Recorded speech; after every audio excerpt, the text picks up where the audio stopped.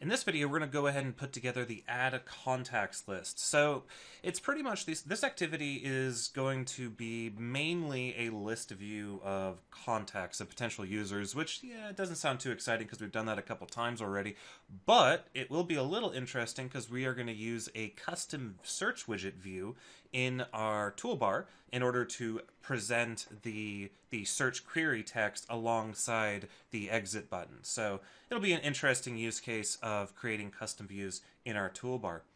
So yeah, it's just gonna, like most activities, we have three main components. We have our service layer first for the actual query that'll be happening. We have our layout, and then we have our activities. So we're gonna put stuff together in that order. So let's go ahead and start off with putting together our little service layer. So what I'm going to do here is I'm going to open up my my services package, and I'm going to put this alongside the contacts service calls. So we have all of these different things that have to do with contacts, but in this case what I'm going to do is I'm going to add the ability to search arbitrary users to this API service. So we need a method that accepts some sort of arbitrary string text and returns a list of users. Also, what's interesting is the return call is going to also return the query that was sent out in the first place, and we'll use that to compensate for potential ordering problems with the way the API calls might be processed. So let's go ahead and get started. I'm going to say public static class, and we will say, let's call this a search user. So I'm going to say search users request, and he's going to have a public string query and a constructor that accepts that parameter. And then we'll have a public static class search users response, and he will have a public list of user details users, as well as a public string query. So if you want to go ahead and pause the video, these are the two classes we need in order to express this particular operation in our asynchronous service layer. So now that we have that written, let's go ahead and jump down to our in-memory package and jump down to our in-memory contact service. And let's implement the method that'll handle this. So let's scroll down to the bottom here, and I'm going to say subscribe public void search users, and he will have contacts.search users request. And the first thing I'm going to do is I'm going to go ahead and instantiate the response. So I'll say contacts.search users response equals new search users response. And then I can go ahead and do response.users equals new array list of, well, I don't need to specify the generic type argument because it's inferred from the type on the left. And let's just go ahead and throw in some users. I'm going to go ahead, I'll do something interesting here. I'm going to go ahead and say for int I equals 0, I smaller than request dot query dot length I plus plus. Then I'm going to say response dot users dot add, and we'll say new create fake user.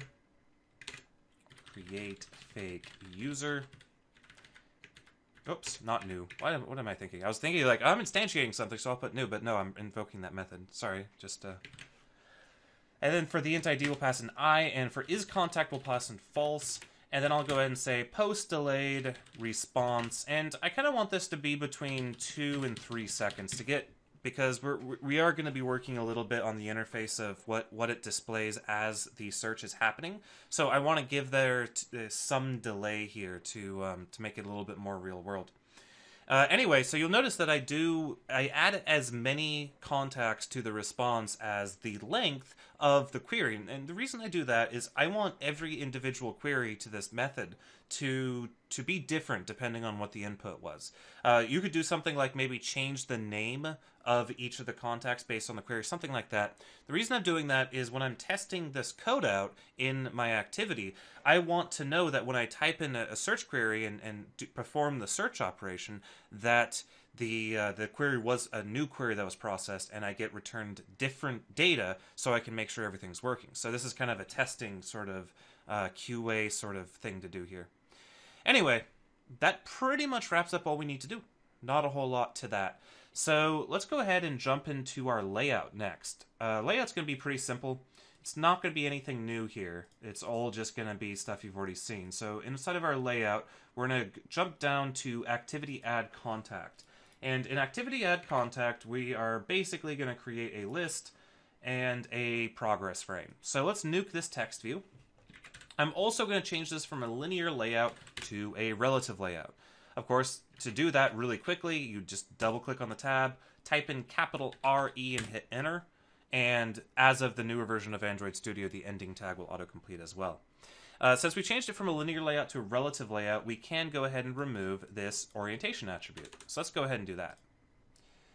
Now, inside of our relative layout, I do want to create a toolbar. So I'm going to say include, and I'm going to include layout, include toolbar, and that'll bring in our awesome toolbar up there. Then what I want to do is I want to create a list view, but for the list view, I want it to appear underneath the toolbar. So I'm going to give this toolbar guy an ID here. I'm going to go ahead and give him an ID of +ID/activity add contact toolbar. Then underneath the toolbar, I'm going to create a list view with a layout width and a layout height of match parent. And I'm going to say layout below contact toolbar. And then that's really all I really care about for this list view. Not a whole lot else left to do here. So let's move on to our progress frame. So I'm going to create a frame layout with a match parent width and height. And I'll give him an ID so we can show and hide him depending on what's going on. And I'll have an ID of activity add contact progress frame. I really should have put this in an include. I'm a terrible person. And we'll say clickable equals true, and we'll say actually, you know what? I don't think I'm going to give him a background. Then inside of this, I'm going to give him progress bar of wrap content, and a layout gravity of center, and an indeterminate only to true. Okay, so that is our progress bar and our frame layout. So not too exciting there. That pretty much finishes up our layout. Like I said, there's not a whole lot in the layout. The cool stuff in this particular video is going to be how we're going to deal with the toolbar itself. So let's go ahead and move on to our... Well, I guess I'll show the layout for a second for you guys to take a look at if you want to pause the video here. Let's move on to the add contact activity and actually put this guy together. So we're going to start off... I guess we'll go ahead and start off by stubbing out all the different methods so you guys kind of see where I'm going with this. And I also want to go ahead and stub out the private fields because there's going to be really interesting private fields here that needs to be explained. The first thing I'm going to do is say private user details adapter. Now, of course, we needed this adapter because we have a list view that's going to show user details. So that's why we need the user details adapter. And that's also why it's named that way. We'll do a private view progress frame so we can show and hide that. And I also, what's interesting here is I'm going to go ahead and say private handlers. So the reason I'm putting in this hand is because we are going to be doing stuff at a delay. So what's going to be cool here is when we type into our text view, our text box that's going to be in our toolbar, what I want to have happen is I don't want it to immediately send out that request. I mean, that would be a pretty inefficient thing to do, right? If you're sitting there and you're typing in somebody's name, and every time you hit a character, it sends out an API call, and that would be really inefficient, and it would cause a lot of congestion issues. So what I'm going to do instead is I'm going to have there be a delay. So you'll type out some stuff, and it's not going to immediately start searching until let's say a second after you finish typing. So the handler that we're going to be using is going to be used to do that. And if you don't remember what a handler is, it's basically an object that's going to be. It kind of allows us to schedule events to happen, or clear events from happening, or do things at every X seconds, stuff like that. So it's sort of this multi-threaded orchestrator of different things, and that's what we're going to be using it for. So the next thing we need is our widget. So I'm going to say private search view, and the search view is a class that it's going to be the view that's going to be added to our toolbar. So I said that we have a toolbar, we're going to be using a custom view. The thing we're going to be using is a search view, and that comes from us through the actual Android API here. And we're going to be using the support library one. So let's go ahead and select the support library one, hit enter, and I'm just going to call this search view. Now, the next thing we need is I'm going to say private string last query. So last query is going to be used to store the last query that was sent. Now, why is that important? Well, it's important in the case of ordering. Maybe the query that we sent, maybe we send a query, a search query, and let's say that request takes 5 seconds, but then a second later we send another query that only takes 2 seconds. Now, you can imagine how this can be a problem. The latest query might return before an old query returns, and we need to know what was the last query that we sent. And the way I'm going to do this is the server is going to echo back the query for each response. And that's why inside of our response class, I have this query parameter. That's going to be sent back from the server. And we need our last... go away. Stop this madness. We need our last query stored in the activity to know when to disregard stale results, basically. Then I'm also going to say private user details selected user. Now that should be pretty obvious. When we select a user, we're going to pop up our progress frame, and then we're going to send out a request to add a friend request, and we'll need to store which user the user clicked on. The last thing we're going to need is a private runnable. I'm going to call this a search runnable. I'm going to say new runnable, and of course I'm doing capital R, UN, and then I'm hitting enter. And what that's going to do is going to generate my nice little anonymous inner class for me. And then I'm going to go ahead and terminate the line. We won't fill in the run method again. We are doing a quick stub out of everything and talking about at a high level how this is going to work. Now, the run method, the search runnable is what's going to be responsible for actually performing the search. And that's how we're going to be combining the search runnable with the handler in order to create our sort of queued / delayed search behavior that I was talking about a second ago. Okay, so now that we have that, we of course are going to need our create method. Then I'm going to create a subscribe. By the way, I put the autocomplete was messing up for a second, so I put my keyboard cursor after that B and I hit Alt space and enter because I need this class to be imported before I can use the annotation. And then I'm going to say public void on users searched, and of course, not surprisingly, it's going to take in a contacts dot, which I'm going to hit Alt Enter to import Buzz Euroservices contacts dot search users response. So that method, of course, will be invoked when the server returns the list of users, and I am going to go ahead and need some sort of, or I'm going to need this activity to implement the on item clicked. So you know how we're going to have a list view. Well, we need to implement the on item clicked so we can handle what happens when a user gets clicked. So all the way back at the top of the class, I'm going to say implements on item click listener. And I'm going to make sure the one that I'm grabbing here is from the Android widget adapter view, because that's where the interface comes from. I'm going to hit enter, and then I'm going to hit Alt Enter, Enter, Enter, so that the onItemClicked method appears there at the bottom. So now we have our onItemClicked method. And then I'm going to go ahead and create kind of a helper method called private void send friend request. That's going to take in a user details user, or it's not going to be send friend request, it's going to be send contact request.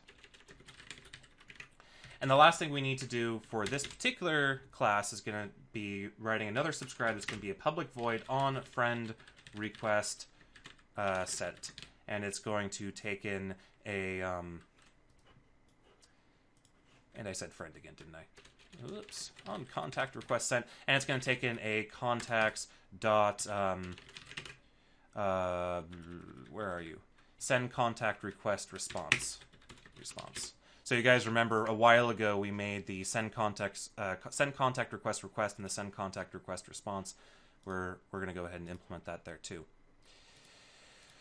Okay, so those are our methods. Again, pretty straightforward class here. So let's go all the way back up to the top and start off by implementing on our onEura create method. So the first thing I want to do is I want to instantiate my adapter. So I'm going to say adapter equals new user details adapter, passing in this for the base activity.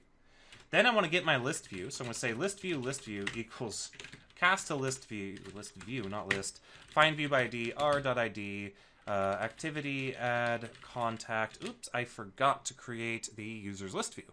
So we're going to do users list view. We're going to pretend that this ID exists for a second, and then after we're done with this method, we'll throw this ID on top of the appropriate view there.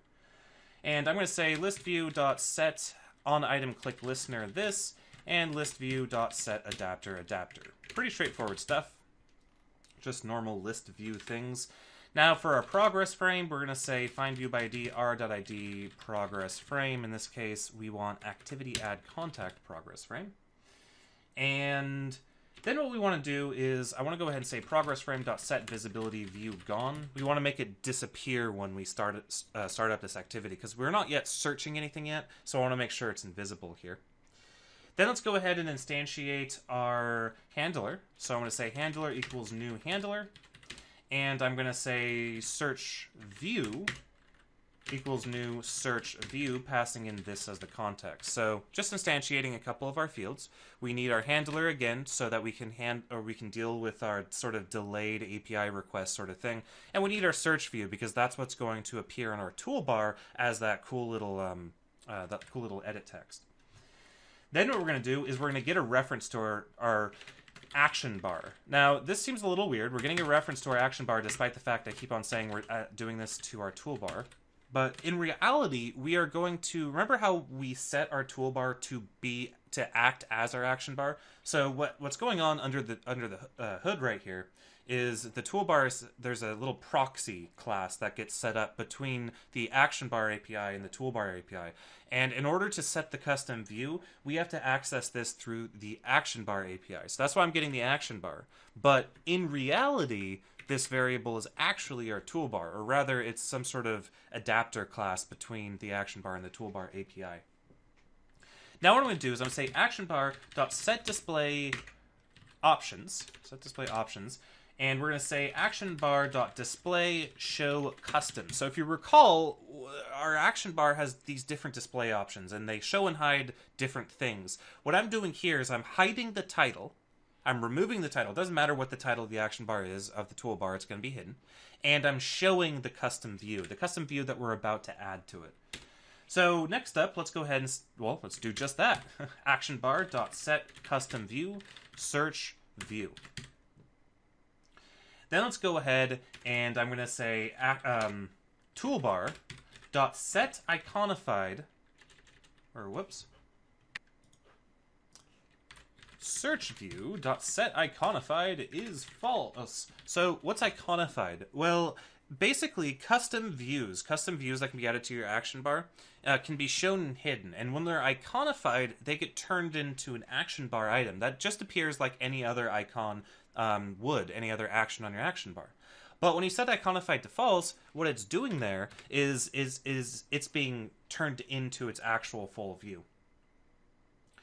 Next up, I'm going to do something interesting here. I'm going to say search view.set layout params, and I'm going to instantiate new toolbar.layout params, of course using the support toolbar, which is right here.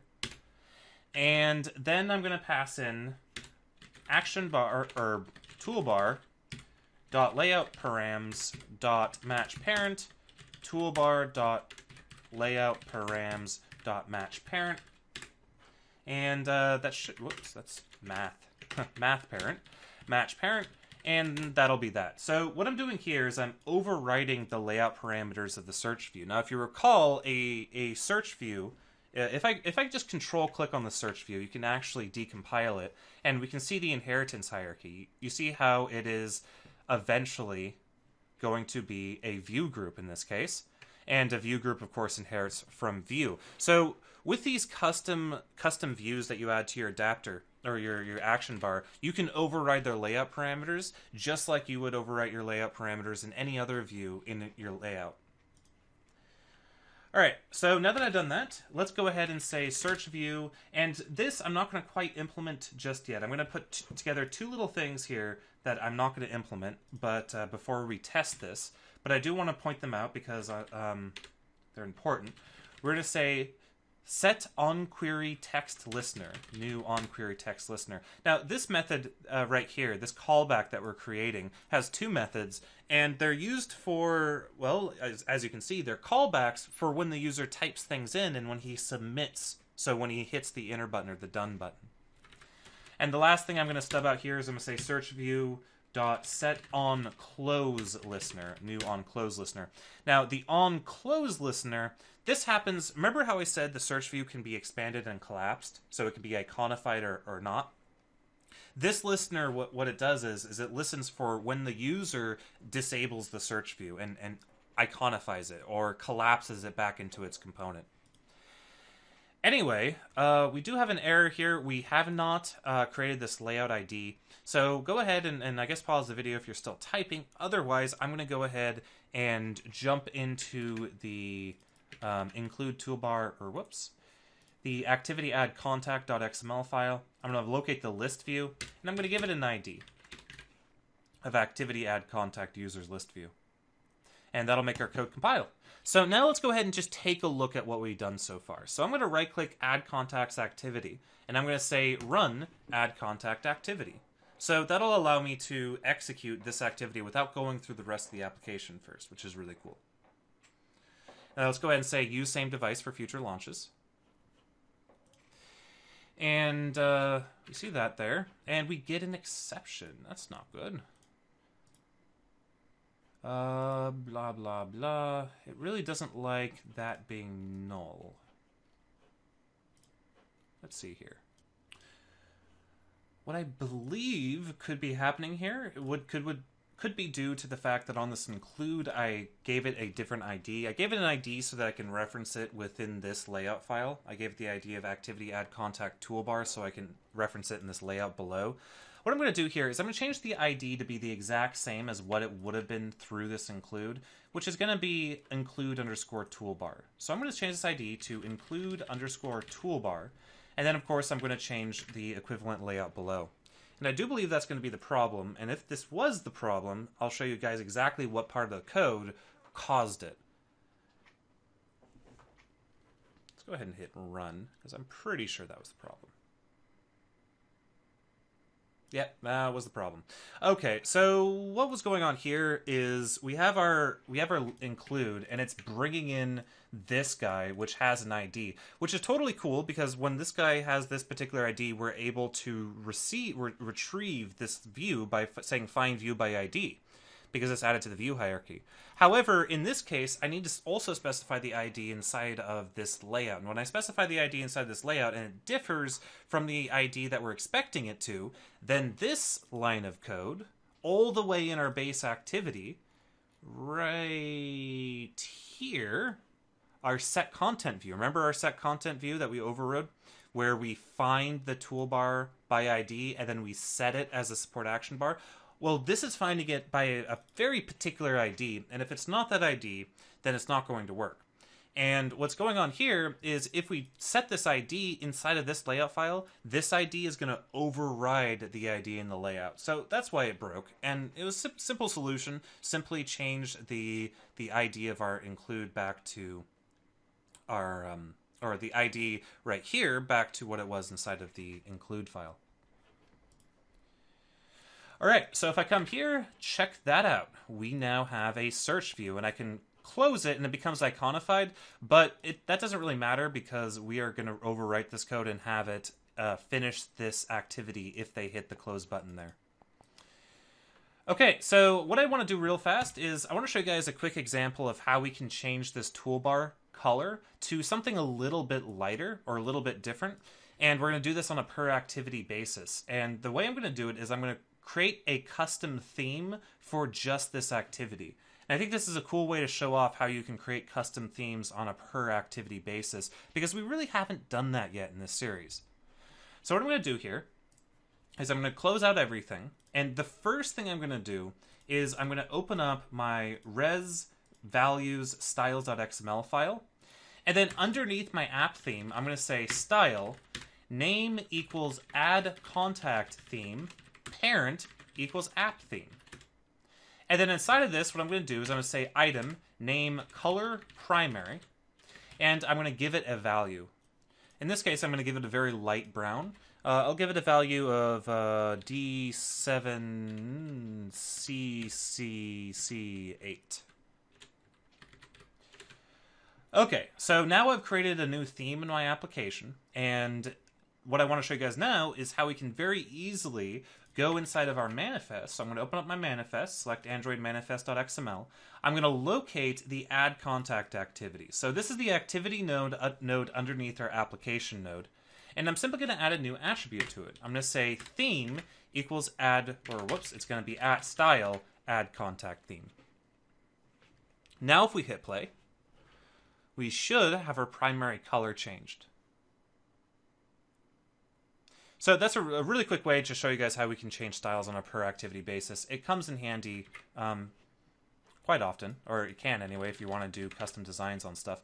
Anyway, point is now we have a lighter background and our darker search widget now looks a little bit more appropriate. Okay, let's go ahead and I did actually, let's go ahead and finish our on Euro create, because we still have our text listeners to do, and I also missed one small little thing here, and that is after we say search view.set layout params, or how about after we do set iconified, because the code will look a little nicer if I do it up here. I'm going to say search view.set query hint, and I'm going to say search for users. And what that'll do is that'll display a nice little search for users hint on the back of the search view. Okay, so for the onQuery text submit, I'm simply going to return true. I'm not going to do anything else there. For the onQuery text change, now this method is invoked whenever the user types something into the search view. So what I'm going to do here is I'm first going to say, I'm first going to rename this parameter to query, just so the code is a little nicer looking. Then I'm going to say, if query.length is smaller than 3, return true. So if they haven't yet typed in 3 characters, I don't really care enough to submit this request. Then what I'm going to do is I'm going to say handler dot remove callbacks, and I'm going to pass in my search runnable. Then I'm going to say handler dot post delayed search runnable. Let's say let's do it in 750 milliseconds. And then let's return true. So what does this do? Well, the first line of code here says, handler, if you have this particular runnable scheduled at any point, go ahead and remove it so it's not invoked. And then reschedule it to happen in 750 milliseconds. So that's how we're going to be implementing the whole wait 750 milliseconds before you submit the API call. Okay, for the set on close listener, this is going to be pretty simple. We're going to say set result canceled, and then finish, and then return true because we handled it. So what's going on here? Well, we're setting our activity result to result canceled, which informs any other activity that started this activity with start activity for result that we canceled the request entirely. And then we just finish ourselves. We finish the activity. We're done. Okay, so before we move on to the rest of the methods, let's go back up to the top and implement our search runnable. So our search runnable, again, is responsible for being invoked when the user pauses for a second after typing in some text. And so what I'm going to do here is I'm first going to say last query equals search view dot get query dot toString. So the get query method returns a char sequence and we just convert it into a string. And then I'm going to say progress frame dot set visibility view visible, and then I'm going to say bus dot post new contacts dot search users request, passing in this case last query, and that's it. So that's it, making the actual request. I did misspell runnable here in my variable name. Let's go ahead and change that to runnable with 2 N's. And then I'm going to scroll down here to the bottom and change it where I reference it here. You could have also used the refactoring menu to do that. But anyway, that's all we're going to do in there. So let's move on to our onUsers searched method. So the first thing I'm going to do is I'm going to make the progress bar go away, the progress frame. So I'm going to say progress frame, set visibility, view gone. Then I'm going to say if not, response did succeed, or we don't have a did succeed method. Ah, that's because I forgot to... Okay, so jump all the way back to, or simply control-click on this parameter, and go ahead and make sure that this inherits from service response. All right, let's jump back to add contacts activity and say, if not response did succeed, then response.showErrorToast this and return. Then I'm going to say, if not response.query.equals last query, then return. Meaning this is a stale query. This code will only execute right here if it's a stale query. If the server responded slowly enough that we made another request and that already got processed, then we'll just discard this response because it's not the last query and we don't care about it. Then I'm going to say adapter.clear and adapter.addAllResponse.users. Or whoops, yeah. Okay, let's go on to our onItemClick here. Now, for our onItemClick, what I'm going to do is I'm going to say, I'm going to go ahead and show a dialog.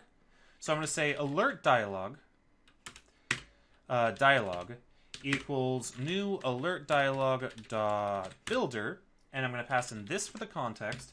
I'm going to set its positive button to send contact request with a new onClick listener. And the onClick listener will simply say send contact request adapter.getItem position. Of course, when I auto-completed on that position, it got the final modifier as a parameter. So make sure to add that because we need to access it in our closure. And that's all I need to do there.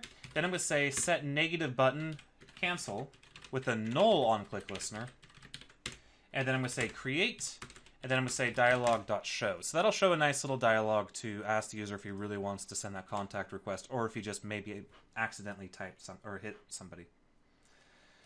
So for the send contact request method, we are going to say selected user equals user. And then we're going to say progress frame.set visibility view visible. And then we're going to say bus.post new contacts.send contact request. And then we're going to pass in for the user ID, user.getID.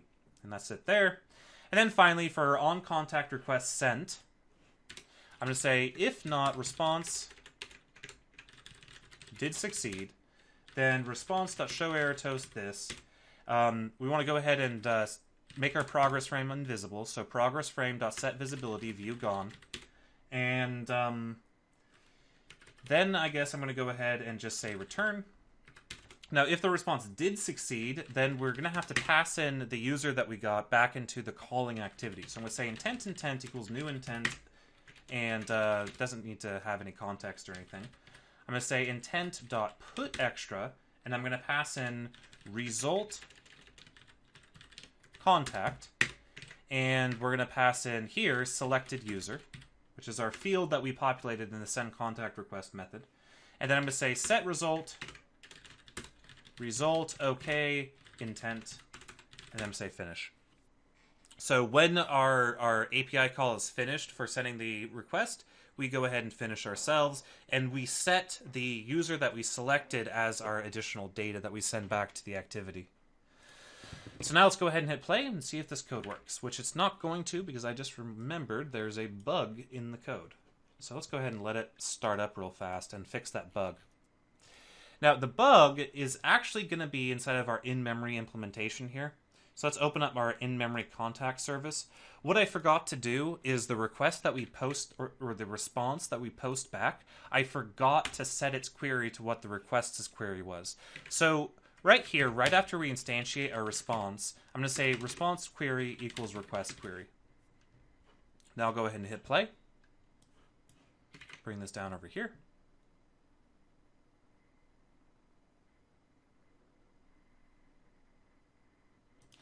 And then type in something. Notice how nothing's happening right here. But when I get more 3 or more characters, we get that. And check that out. We got 3 contacts. So now if I type in some more stuff, you'll notice I get even more than that. I get 13 contacts. And then I can go ahead and close that out there.